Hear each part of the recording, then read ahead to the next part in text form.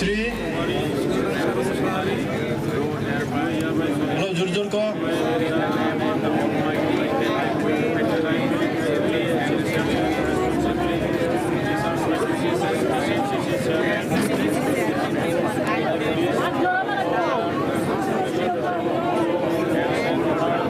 गोजोननाय रादाब जे दिनै भैरबकुंड समष्टिनि जि TCLCनि आफादगिरिनि बिबानखौ आंखौ दायथ' होनाय जाबाय आरो बेनि थाखाय आं गिबियावनो जोंनि BTC सरकारनि डिपुटि चिफ रिहन दैमारि सारखौ आं साबायखर बावदों आरो बेजों लोगोसे जोंनि दोलोनि साफ्रोमबो दैदेनगिरि आरो बेजों लोगोसे जोंहा प्राइमारि कमिटिनि साफ्रोमबो दैदेनगिरिखौ आं साबायखर बावदों आरो फैबाय थानाय समाव जोङो खौसेयैनो जोङो भैरबकुंड समष्टिनि थाखाय खामानि मावगोन बेखौ जों दिनै थांखि लादों।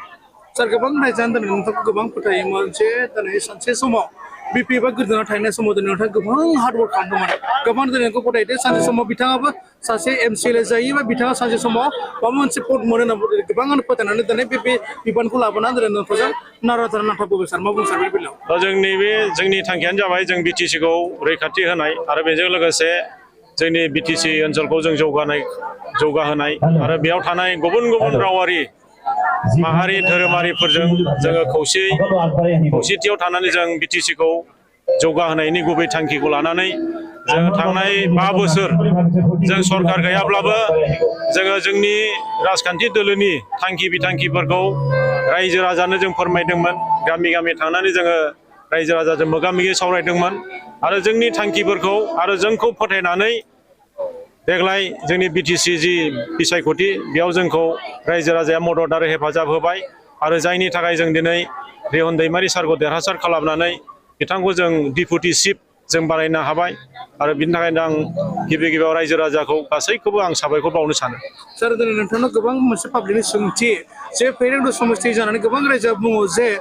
दिनै गणेश वारि बायदि थायोब्ला जों गोबां रायजोफ्रा सापर्ट दङ होननानै गोबाङानो नोंथांखौ नागिरबाय थादों थिग बेबायदिनो TCLC सासे चेयारमेन जानानै नोंथाङा गासैबो रायजोफोरखौ खुलुमनो हागोन नामा? दा TCLCआव आं जिखिनि सरकारनिफ्राय जिखिनि स्किमफोर फैगोन बे स्किमफोरखौ जों मोजाङै मावनायनि जोङो निस्सय दायथ'खौ लानानै मावगोन आरो बिखेखकरि जोङो नैबे PMAY न'खौ जोङो फैबाय थानाय समाव जोङो जाहाथे PMAY न'खौ लानानै जाहाथे रावबो राजनिति खालामा आरो जों थांनाय समफोराव नुदों जे PMAY न'फोरा दासिमबो आद्रा जाना दङ दा जोंनि समाव जाहाथे मोनसेबो PMAY न'आ जाहाथे इनकमप्लिट जाया बिनि थाखाय जों गोख्रों राहा लामा लागोन आरो जोङो जौगाथायनि खामानिफोरखौबो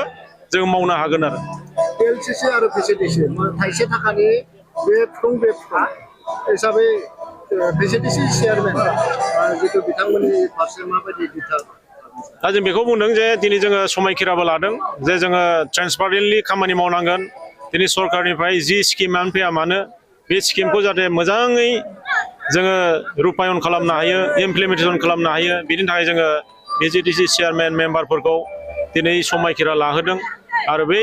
फैबाय थानाय समाव जाहाथे जोङो मोजाङै ट्रेन्सपारेन्टलि जाहाथे खामानिखौ मावनो हायो जों बेनिखायनो VCDC चेयारमेन मेम्बारफोरखौ जों गोख्रों जोङो दिनै बिथोन होनाय जादों। सार दिनै नोंथाङा फैबाय थानाय समाव TCLC चेयारमेन जानानै माबा मोनसे स्ट्रिक्ट रुल दादों सानदों नामा जे गोबां 5 बोसोर गेप्स जाबाय BP पार्टिया माबा मोनसे रोंथि मोननानै जे गासैबो चेयारमेनफ्रा गासैबो गाव बिसोर मोजां मावलांगोन होननानै मोनसे स्ट्रिक्ट रुल खालामनो नोंथाङा जोङो दा मोनसे सिद्धान्त लादों जे जोङो एभ्रि 4 मान्थ 4 मासनि 4 दाननि उनाव मोनफ्रोमबो 4 दाननि उनाव जोङो मोनसे मोगा-मोगि सावरायनाय लागोन मोनफ्रोमबो VCDCआव जाहाथे जोङो रायजो राजानिफ्राय जोंहा सुबा कमिटि दंखायो सुबा कमिटिनिफ्राय जोङो अभाब अभियोग बिथांमोननि गांनाय उखैनाय बा बिथांमोननि समस्याफोरखौ लानानै जोङो मोनसे ग्राम सभा जोङो खुंबाय थागोन एभ्रि 4 मान्थ बे हिसाबै जों खामानि मावनो थांखि लादों आरो गरिब गुन्द्रानि सायाव गोबां जाखुमानायखौ जों नुनो मोनदों सरकारनि बेलायावहाय हानिल' नङा सिगांनिफ्राय जाबोगासिनो जितु PMRY न' बेनि सायाव गोबां जाखुमानायखौ जों नुनो मोनो बेनि सायाव माबायदि सांग्रांथि खालामदों? आं TCLCनि चेयारमेन हिसाबै बेखौनो बुंगोन जे जोङो PMAY न'खौ खुनु कमप्रमाइस खालामनाय नङा आरो बिनि सायाव जोङो थांनाय समाव जि जाबाय आंनि समाव जाहाथे PMAYखौ जोङो जाहाथे खुनु कमप्रमाइस खालामनाय नङा